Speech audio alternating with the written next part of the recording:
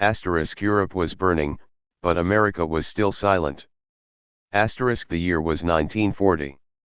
Across the Atlantic, entire cities were turning to rubble under German bombs, and in the dim glow of radios and newspapers, Americans watched the chaos unfold like distant thunder.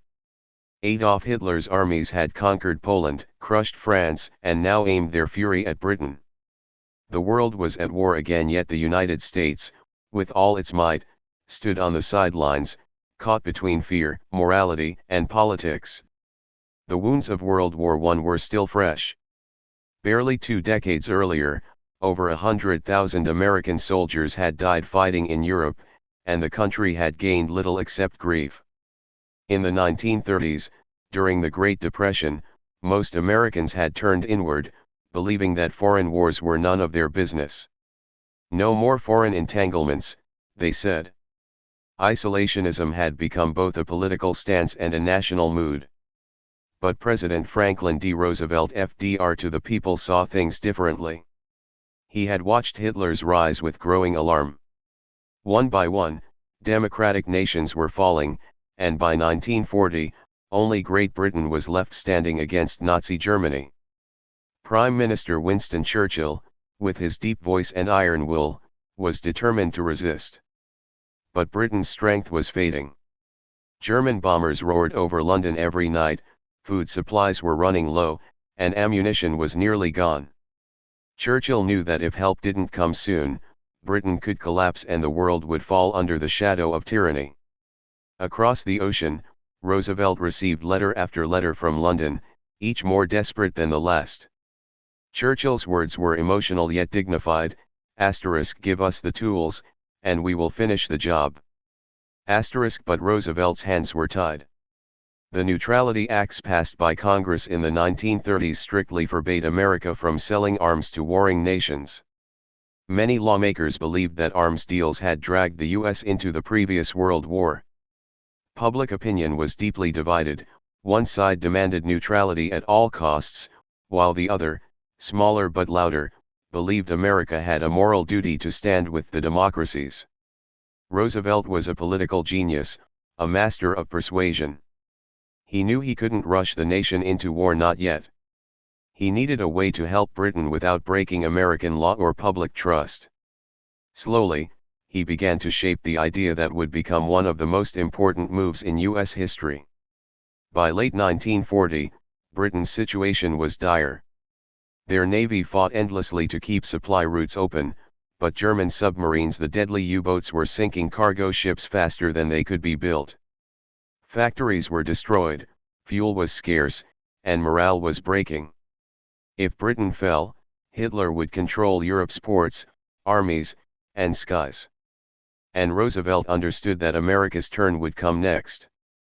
If Britain falls, he warned his advisors, the Axis will be upon our doorstep. He needed to convince Americans that helping Britain wasn't about joining the war, it was about defending freedom before it reached their shores.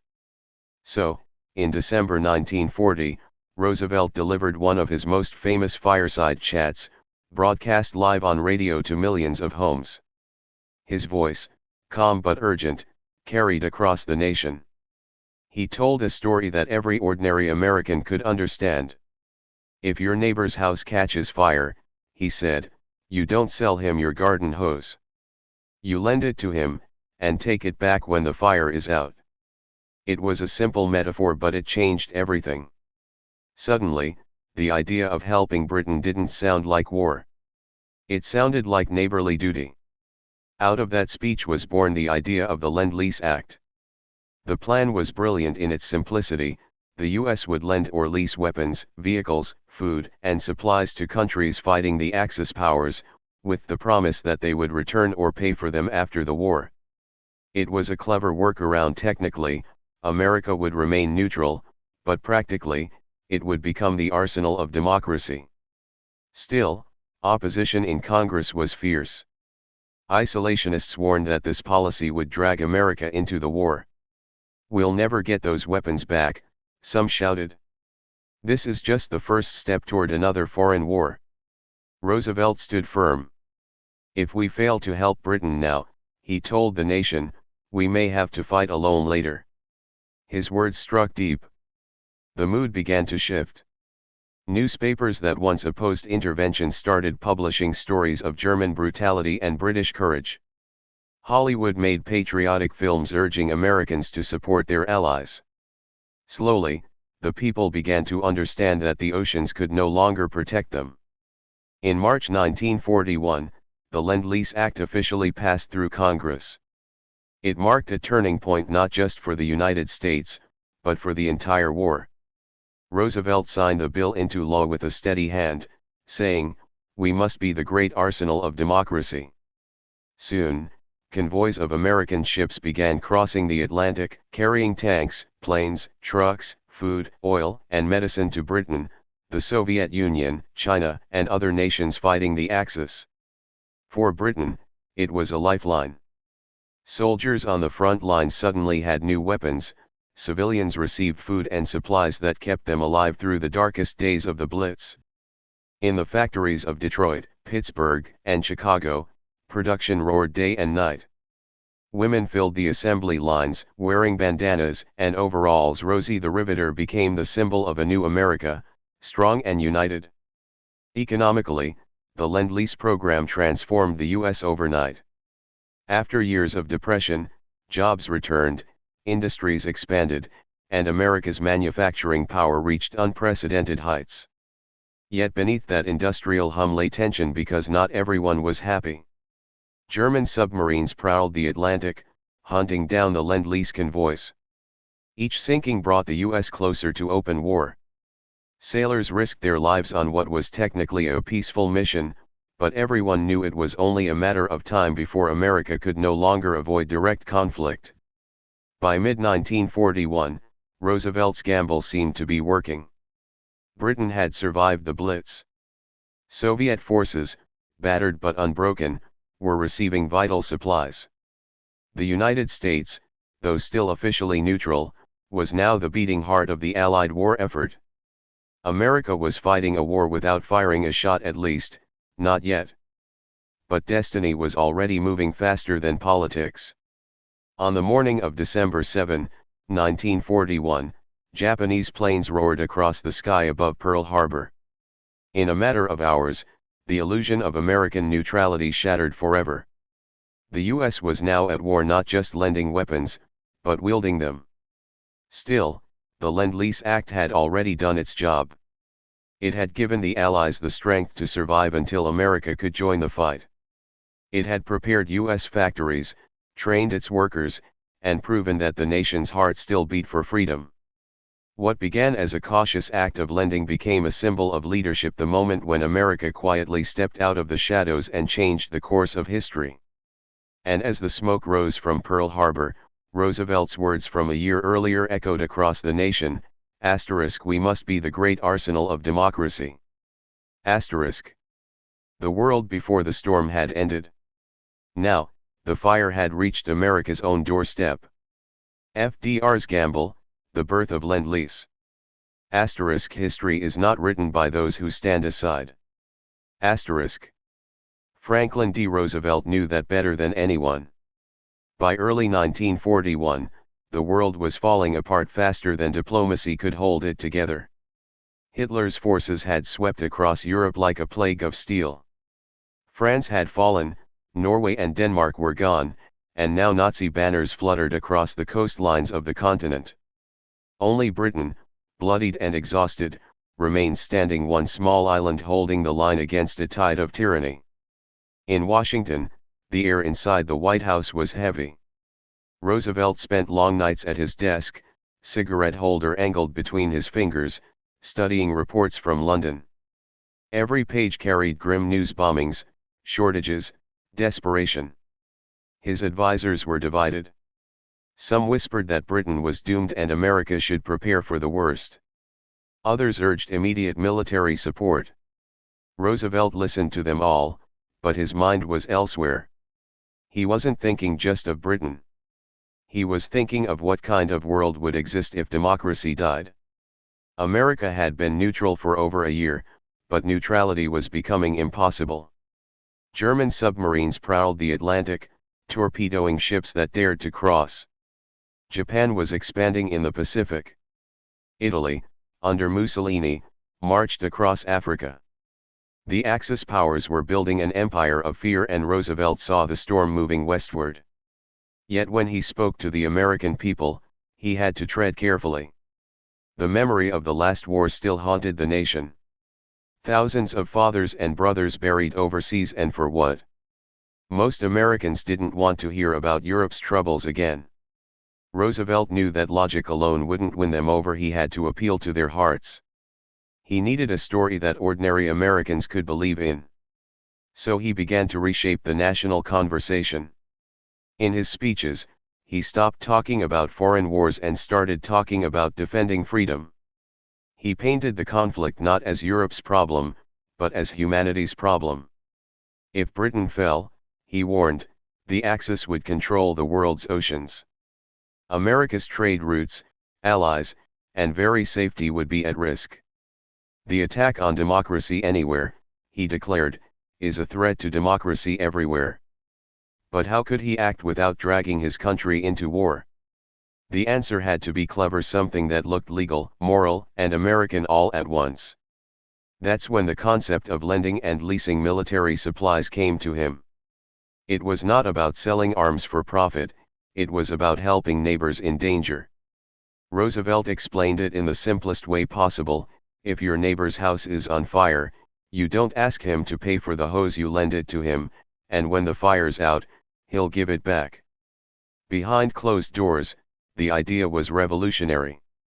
It wasn't charity, and it wasn't business either. It was strategy, a way to help the Allies survive while keeping America technically out of the war. His cabinet was split. Some thought it was genius, others called it reckless. But Roosevelt believed it was America's moral obligation. He called it the Lend-Lease program, and in January 1941, he presented it to Congress. The debate that followed was brutal. Isolationists accused Roosevelt of trying to sneak America into the war through the back door. Newspapers screamed headlines like "Will Lend-Lease lead to war?" and "FDR's secret plan for Europe." Senators gave fiery speeches about keeping American boys out of foreign battles. But Roosevelt, calm and calculating, countered every argument with a question: if Britain falls, who stands between us and Hitler? Meanwhile, Churchill waited anxiously in London. Every week, German bombers rained death upon British cities. Londoners slept in subway tunnels, wrapped in blankets as the earth above them shook. Yet Churchill refused to break. He sent messages to Roosevelt that blended strategy with sincerity: "Without your help, we cannot hold out indefinitely." FDR read those words late at night, knowing that each day he delayed, thousands more would die. Public opinion began to shift. Newsreels from Europe showed bombed-out neighborhoods and crying children. Americans started to see the war not as a distant conflict, but as a human tragedy. When Roosevelt called for America to become the great arsenal of democracy, the phrase caught fire. It became a rallying cry, printed in newspapers, painted on posters, whispered in factories. The people began to understand that helping Britain wasn't an act of war, it was an act of conscience. By March 1941, after weeks of political battle, the Lend-Lease Act passed. It gave Roosevelt authority to supply any nation vital to the defense of the United States with weapons, food, and materials. It was more than legislation, it was a turning point in history. Overnight, American factories switched gears. Car plants started producing tanks, typewriter factories built machine guns, shipyards churned out freighters and destroyers. The hum of production filled the air, a new kind of symphony that echoed across the land. The first Lend-Lease shipments left American ports under heavy escort. Crates stamped with "Made in the U.S.A." were loaded onto convoys bound for Britain, carrying everything from canned meat to fighter planes. Every voyage was a gamble. The Atlantic was crawling with German U-boats, waiting in the dark.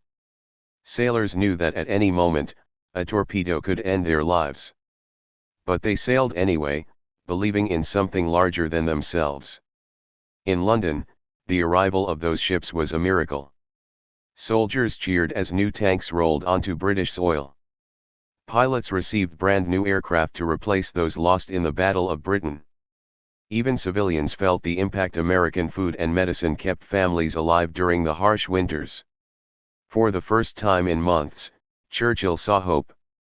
In his letters to Roosevelt, he expressed deep gratitude. You have given us the means to fight. The flame of freedom burns brighter because of you. But Roosevelt's gamble wasn't over. Supplying the Allies meant confronting the Axis more directly. German submarines began attacking American ships. Each loss pushed the US closer to open conflict. By the summer of 1941, it was clear that neutrality was only a word on paper. The nation was already involved not with armies, but with industry, courage, and willpower. Roosevelt didn't flinch. He doubled production, expanded the Navy, and quietly prepared the country for what he knew was coming. His critics accused him of deception, his supporters called him prophetic. But history would show that his gamble had saved the world from an early defeat. By the end of 1941, over $1 billion worth of weapons and supplies had been shipped overseas. The United States was no longer a bystander, it had become the lifeline of the free world. And then, on one quiet Sunday morning, everything changed. December 7, 1941. Japanese planes screamed over Pearl Harbor, dropping bombs that shook the Pacific. In a single day, Roosevelt's gamble ended and America's full war began. When he addressed Congress the next morning, declaring war, his voice carried the weight of history. But behind that anger and resolve was the quiet knowledge that America had already been fighting not with bullets, but with belief. Weapons for freedom. You can't fight tyranny with speeches, you fight it with steel. By the spring of 1942, America had awakened from its long sleep. The Lend-Lease Act had already transformed the nation from a cautious observer into the beating heart of a global resistance. What began as a law had become a revolution in motion, one powered by machines, sweat, and faith. The United States was now not just lending weapons. It was arming the world for freedom. Factories that once built cars now thundered with the rhythm of war. In Detroit, the assembly lines no longer produced sedans, they turned out Sherman tanks, painted olive green and stamped USA. In California, aircraft plants stretched for miles, turning out bombers and fighters at a pace no one had thought possible. Each rivet, each bolt, was a declaration that democracy would not die quietly. The scale was staggering. By the end of 1942, American industries were producing more war material than all the Axis powers combined. In the shipyards of New York and Baltimore, Liberty ships were born almost overnight, massive steel freighters that carried food, weapons, and fuel across oceans. It took less than 50 days to build one, a miracle of human coordination. Every launch was met with cheers, sometimes tears, as crowds watched the ships slide into the water, knowing they carried hope itself. But the true magic of Lend-Lease wasn't just the machines, it was the people behind them. Men too old or too young for combat joined the industrial army. Women entered the workforce in numbers America had never seen before. They wore overalls, tied back their hair, and learned to weld, assemble engines, and handle heavy machinery. Posters of Rosie the Riveter covered factory walls with the slogan, "We can do it." For millions of women, Lend-Lease wasn't just a policy, it was a purpose, a chance to prove that courage wasn't limited to the battlefield. Meanwhile, across the Atlantic, the effects of America's gamble were being felt on every front. In Britain, Lend-Lease supplies became the backbone of survival. Convoys carrying American goods slipped through the dark waters of the North Atlantic, dodging German U-boats that lurked below. The Battle of the Atlantic was a constant, invisible war fought not with glory, but endurance. Sailors braved freezing seas and sleepless nights, knowing one torpedo could end everything. Many ships never made it. but those that did were greeted like miracles. In the ports of Liverpool and Glasgow, British dock workers unloaded crates marked with American flags, crates filled with canned food, uniforms, radio parts, and ammunition. Children waved small Union Jacks and shouted, "The Yanks are with us." The supplies weren't just material, they were psychological lifelines.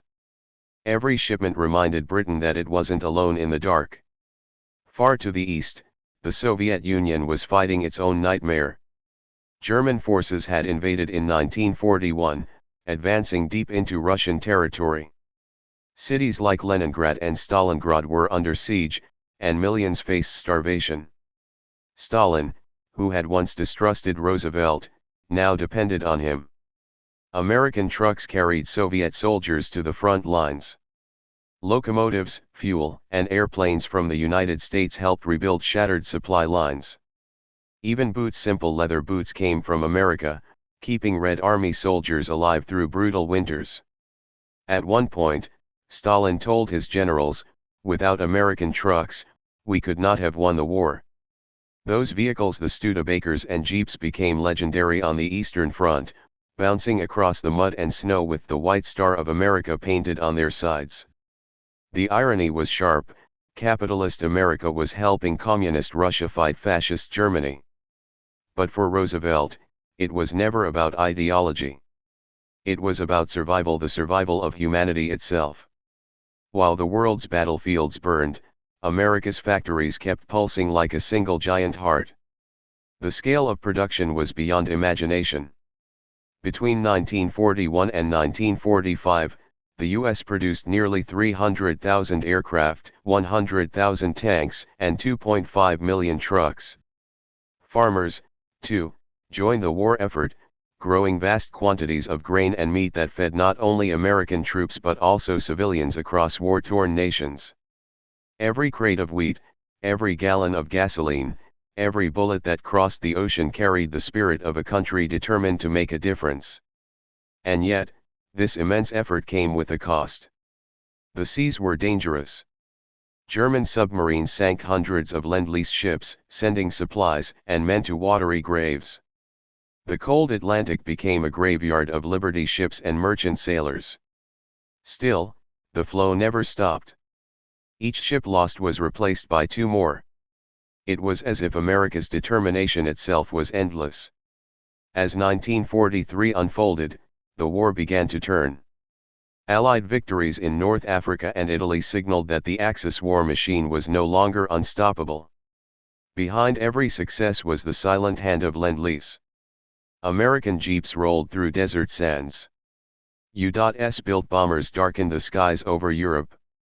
Food packages stamped "Gift of the American People" kept children alive in Greece, France, and the Netherlands.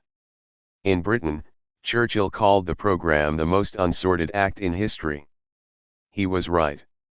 There was no empire to be gained, no territory to be claimed, only the preservation of freedom. Lend-Lease proved that the United States could be both powerful and compassionate, both a manufacturer and a moral force. The American people, too, began to understand the weight of what they had achieved.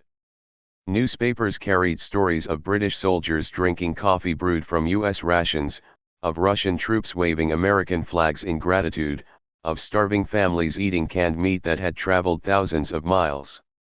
For the first time, Americans saw that their labor at home, their hands turning bolts and filling crates, was as heroic as the soldiers fighting abroad. In every small town, there was pride. Factory workers hung maps showing where their shipments were headed. School children collected scrap metal and rubber for the war effort. Everyone, in some way, was part of Lend-Lease. It wasn't just a policy anymore, it was a movement that united a divided world. But Roosevelt, always the realist, knew that this unity was fragile. The war was far from over, and America would soon need to do more than build weapons, it would need to use them. The president's gamble had paid off. The Allies had survived long enough for the United States to join them in full strength. Now came the next phase: liberation. By the end of 1943, the skies over Europe roared with American aircraft. Across the Pacific, American carriers hunted Japanese fleets. And in every shell fired, every tank rolling forward, and every soldier fed, there was a piece of Lend-Lease. It had built the arsenal, trained the workforce, and set the stage for victory. The program would eventually send over $50 billion worth of aid to 40 countries, a sum that, at the time, was unimaginable. Yet its real value couldn't be measured in money. It was measured in lives saved, nations rebuilt, and freedom preserved. Lend-Lease had started as a legal workaround, a clever idea to avoid war. But by 1943, it had become something far greater, a symbol of what humanity could achieve when survival demanded cooperation. It was proof that democracy, when armed with conviction and compassion, was stronger than any dictator's dream. The legacy and impact of Lend-Lease. Asterisk: wars end, but what they reveal about humanity never fades. Asterisk. When the guns finally fell silent in 1945, the world was unrecognizable. Cities lay in ruins, borders had shifted, and millions mourned lives that could never be replaced. Yet amid the devastation, one truth stood firm: without the Lend-Lease program, victory might have come too late or not at all. The weapons, the ships, the trucks, the food, the faith that crossed the oceans, they had been more than supplies. They had been lifelines. In the quiet that followed, the enormity of what America had done began to sink in. The United States had shipped more than $50 billion worth of goods to 40 nations, an astronomical figure at the time. But those numbers only told part of the story. The true legacy of Lend-Lease was written not in dollars, but in the rebuilding of a world that had nearly destroyed itself. Across Britain, the echoes of American engines still hummed through the air. The tanks that had rumbled through the mud of Normandy now stood silent in victory parades. British factories, once shattered by bombings, restarted with spare parts and machinery supplied under Lend-Lease.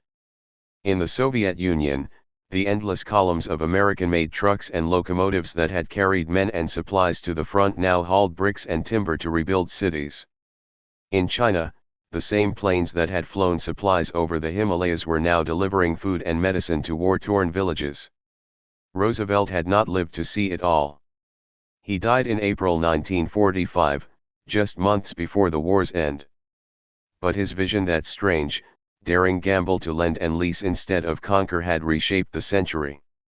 When his successor, Harry S. Truman, took office, he called Lend-Lease the foundation of Allied victory.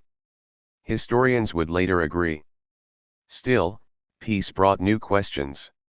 How much did the world owe America, and in what form should that debt be repaid? The Lend-Lease agreements had never been about money, yet the logistics of post-war settlement were complicated. Britain, nearly bankrupt from 6 years of war, negotiated long-term repayment plans that would stretch over decades. The Soviet Union, wary of the West, quietly returned leftover equipment but refused to pay in full. China's situation was chaotic, caught in civil war. But few nations forgot the help they had received, because in the darkest hour, when survival seemed impossible, it was the Lend-Lease ships that appeared on the horizon. Economically, the program had changed the United States forever. Before the war, America had still been clawing its way out of the Great Depression. By the end of the conflict, it had become the most powerful industrial nation in history. The assembly lines built for Lend-Lease turned into engines of peacetime prosperity. Automakers went back to building cars, aircraft plants converted to commercial aviation, and research from wartime innovations gave birth to new technologies: radar, synthetic materials, and the atomic age.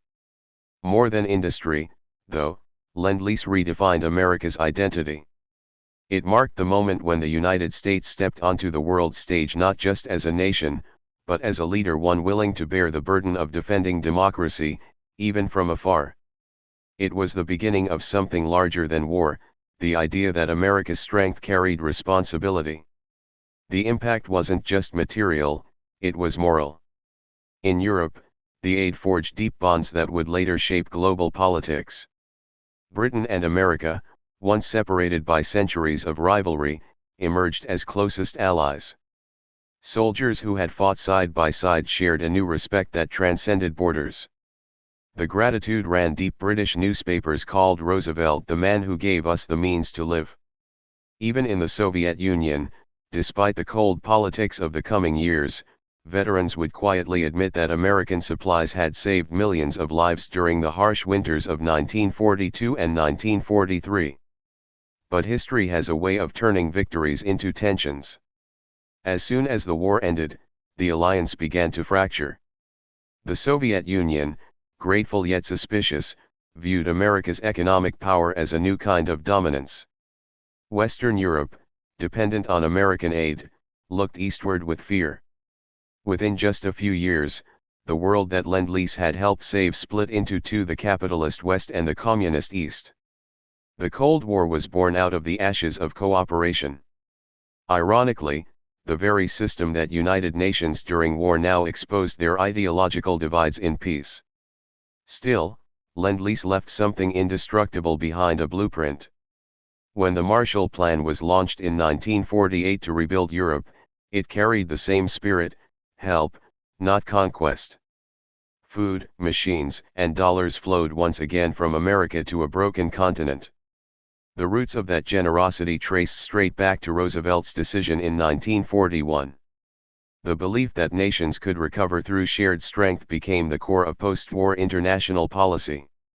In America itself, the legacy lived on in quieter ways. The families of factory workers who had labored day and night still remembered the pride of their contribution. Old shipbuilders in Boston and San Francisco told their grandchildren how they had built the ships of freedom. Women who had taken up welding and factory work during Lend-Lease refused to return to old limits. They had proven their power. The war had changed gender roles, class structures, and the very rhythm of society. The arsenal of democracy had forged not only weapons, but a new kind of citizen. By the 1960s, the world had transformed again, but the echoes of that wartime cooperation lingered. Former Lend-Lease nations became America's allies in NATO. Trade routes once guarded by convoys now carried goods and culture. The nations rebuilt with American steel and fuel became the centers of a new global order. Even decades later, ships and trucks bearing faded LL marks, the sign of Lend-Lease, could still be found in use across Eastern Europe and Asia, silent monuments to a moment when survival depended on shared courage. And in the halls of history, the Lend-Lease Act remains more than a wartime measure. It stands as a moral experiment, proof that power could be used not to conquer but to uplift. Roosevelt's gamble, born from desperation, became a philosophy that reshaped the modern world. When freedom is threatened, neutrality is not an option. In the end, the story of Lend-Lease is not just about steel and ships. It is about connection between people who had never met, between nations that once distrusted each other, between ideals that transcended borders. It was the belief that liberty, like light, must be shared if it is to survive. Today, when historians look back, they see not just the weapons that won a war, but the compassion that won peace. Roosevelt's vision of America as the arsenal of democracy did not end in 1945, it became the heartbeat of a new world order. And though time has moved on, one truth still echoes through the decades. Freedom, once lent, can never truly be repaid, it can only be carried forward.